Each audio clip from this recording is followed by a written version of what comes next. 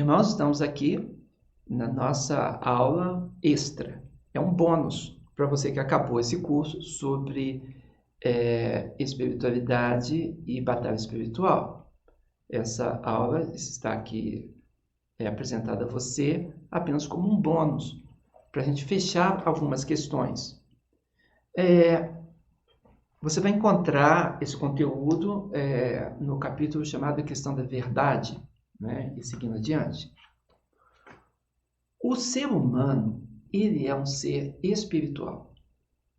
Dizer isso é dizer que ele pensa, que ele sente e que ele quer. Que ele tem consciência de quem ele é e de que ele é determinado por si mesmo. É verdade que as pessoas podem forçar o ser humano a fazer as coisas, mas ele tem que querer fazer. Pessoas podem morrer e não cumprir o que está sendo forçado.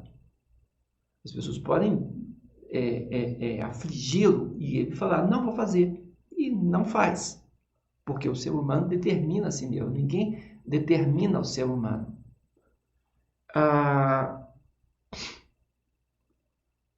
Além disso, o ser humano tem consciência de si mesmo. Aquilo que Descartes falou, né, cogito ergo sum, penso, logo existo, tem muito sentido em proximidade do que estamos dizendo. Porque você não pode duvidar da sua própria existência, você está aí. Então, se você pensa, você existe, disse o filósofo Descartes. Mas o que nós estamos dizendo é que nós temos consciência de que somos nós, não nos abstraímos a ponto de acharmos que tem outro ser falando em nós. Somos nós quem falamos, nós que agimos, nós que interagimos, e nós sabemos disso. O ser humano também, ele reage às coisas, reage tanto com emoção quanto com sentimento.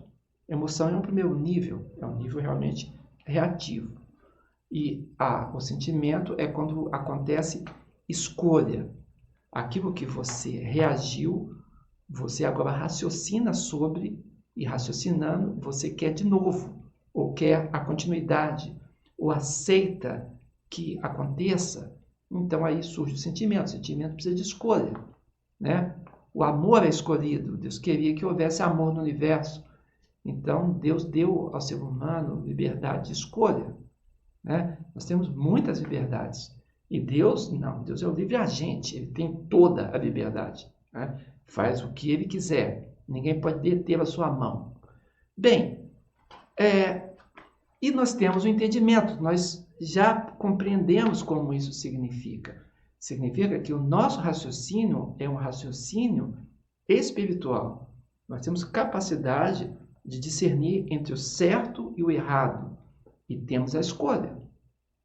Podemos escolher pelo certo ou escolher pelo errado. Então, nós somos responsáveis pelo que escolhemos. E porque somos responsáveis, a Bíblia aponta que o juízo vai acontecer exatamente por causa dessas escolhas. Jesus fala, eu tive fome e não me deste de comer, tive sede, não me deste de beber. Essa palavra de Jesus demonstrando que existe oportunidade de escolha, de decisão do que fazer. Então, o juízo, segundo Jesus Cristo, acontecerá sobre isso. Ele é comportamental, é daquilo que decidimos agir. O ser humano, ele realmente precisa lidar com as escolhas. Então, existe uma questão em nós, porque muitas vezes o endemoniamento surge e retira a capacidade de escolha. Aí as perguntas que me fazem, então, aquilo que a pessoa faz endemoniada, ela não tem culpa? Olha, ela não tem culpa direta. A culpa dela é pecaminosa pelo fato de um demônio estar agindo. Então, para ele chegar, encontrar todas essas brechas, muitas coisas teve que acontecer para que a pessoa abrisse mão da graça de Deus. Como diz Hebreus 12, verso 15, ninguém se prive da graça de Deus para que nenhuma raiz de amargura brotando, vos contamine, né? Brotando, vos perturbe e venha contaminar a muitos. Eu creio que é assim o versículo de Hebreus 12, 15. Então, existe capacidade de guardarmos coisas. E essas coisas vão brotar em algum momento. É isso que eu quero dizer na memória desse texto. Então, quando o ser humano tem essa constituição, é difícil para o inimigo poder vencer todas essas camadas, digamos assim, da mente, da alma humana, para chegar no âmago e controlar o ser humano. É muito difícil. E como ele pode saber o que pensa o ser humano? É muito difícil. E nós somos muitos. Então, a humanidade são muitas pessoas. Como é que o Satanás controlaria essas pessoas todas? Então, houve um investimento maligno na cultura. O inimigo tem buscado corromper a cultura humana, a produção cultural humana, porque a produção cultural humana demanda a ordem da sociedade. E a sociedade, seguindo a sua ordem, as suas leis, as suas regras, conforme a produção cultural, se isso é pecaminoso, nós vamos ter leis pecaminosas, vamos ter instituições, que as instituições são as guardiãs da ordem social, né? Contra a fragilidade daquele que não está de acordo com o grupo. Então, tudo isso é um agir que fica possível do inimigo fazer. E corrompida a cultura, nós vamos ter muitos problemas. Então, as pessoas acreditam em coisas erradas, elas buscam decisões erradas, elas têm lazer pecaminosos, lazer alienantes e educação pecaminosa, educação alienante, as suas escolhas, seus pensamentos, e a gente chega no momento que a gente lembra de Gênesis 6, porque a palavra de Deus de Gênesis 6 é que a imaginação dos pensamentos do homem era somente má. E a gente está chegando perto disso. Então, nós precisamos ter o nosso coração voltado para Deus. A espiritualidade humana precisa ser resgatada. O que resgata a espiritualidade humana é a palavra de Deus. É o poder que Jesus exerce pela sua palavra. Porque a obra de Cristo já foi feita na cruz. A salvação, ela já foi efetuada.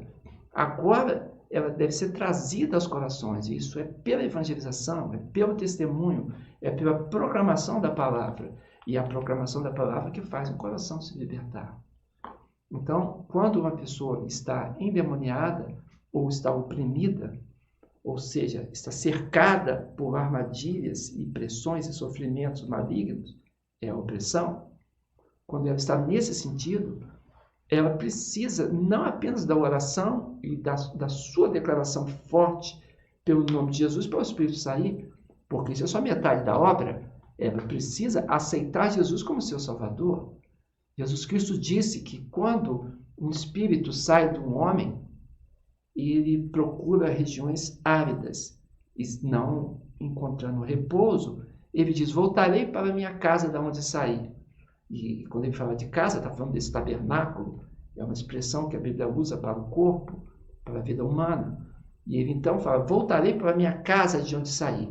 E se a encontra vazia, ou seja, sem Deus, adornada e varrida, ou seja, ela está agradável e disposta para o recebimento, ele se apropria daquilo. E Jesus falou que ele chama mais 7 demônios. E o estado daquela pessoa se torna pior do que o primeiro estado. Ou seja, nós temos então que dizer a palavra de Deus e evangelizarmos, testemunharmos com clareza para que a pessoa aceite Jesus e, aceitando Jesus, o seu tabernáculo, a sua casa fique ocupada, né? A Bíblia diz, Jesus Cristo falando, né, que quando alguém o recebe, ele fala: viremos para ele e faremos nele morada. Então, Jesus quer habitar no coração. Deus Pai, Deus Filho e o Espírito Santo também, que nós somos chamados também de templo do Espírito Santo. Assim somos nós, quando recebemos Jesus Cristo. Então, aí a casa está habitada. É muito necessário fazer obra de libertação, que as pessoas sejam evangelizadas e tomem uma posição por Jesus Cristo. E assim o seu coração fique livre. Eu tenho acompanhado as pessoas e imediatamente eu faço a evangelização. Não deixo passar tempo por causa do impacto da conversão. E aí, aquela pessoa decidindo, ela estará livre e Satanás não voltará a ela. Portanto, o nosso trabalho ele termina depois que essa pessoa está engajada na igreja. Foi liberta, foi aconselhada, recebeu a evangelização, a palavra do testemunho de Cristo, aceitou Jesus Cristo como seu Salvador, agora precisa ser integrada na igreja. E sendo integrada na igreja, né, discipulada, integrada e produzindo os frutos, aí a palavra de Deus diz, o fruto a 30, a 60 e a 100 por um. Como na parábola do semeador que Jesus contou. E Jesus falou que a semente é a palavra de Deus. Então são os frutos do recebimento da palavra.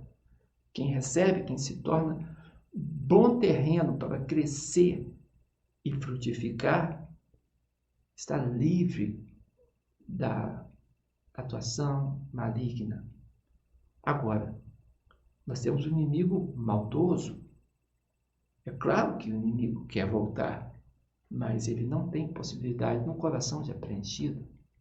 Então devemos ser sóbrios para lutarmos contra ele e salvarmos também outros que estão ao nosso redor. Às vezes tem parentes, tem pessoas amigas, e vamos então evitar o seu sofrimento nos apresentando perante Deus e levando o Evangelho também a outros que estão ao redor. Essa é a palavra que eu quero trazer a você. Quero dizer que Jesus Cristo seja sobre a sua vida e que o poder de Deus te abençoe. Quero deixar com você apenas uma última exortação. E faço isso como pastor e como missionário. A Bíblia Sagrada muitas vezes fala sobre a obra do mal, mas existe engano fora do que Deus está mostrando, porque nós vivemos num mundo de ilusão. Existem pessoas que são enganadas por coisas físicas, químicas, ilusões, imaginação. Quando alguém está com terror, com medo, mas o medo é imaginativo, não é por causa de um espírito do mal, nós devemos orar por ela, expulsando o mal. Fala, mas o mal não foi trazido por um demônio? Sim, mas se a pessoa tem medo, ela está com a vida dela aberta para ser oprimida. Então vamos clamar no nome de Jesus Cristo. Mesmo a mentira, mesmo o medo, o terror, até o terror produzido por empresas cinematográficas, televisão e figurativas, não importa. O medo através do terror significa que existe ali uma influência cultural maligna. Está na cultura, mas nós podemos clamar e orar em nome de Jesus, e a bênção virá. As crianças são influenciadas por terror noturno. Devemos ensiná-las a orar e a declarar aquilo que é de Deus, e o Senhor será com elas. É muito importante a criança aprender a orar, porque ela mesma aprenderá que haverá um momento que não tem ninguém perto, não tem papai, não tem mamãe, não tem responsável, e ela precisa aprender a clamar, porque Deus está perto de todos nós. Que Deus abençoe então a sua vida e que o cuidado dele permaneça. O bônus é a fé no seu coração. O bônus é a sua decisão de levar adiante essa palavra. Deus seja contigo. nome de Jesus. Amém.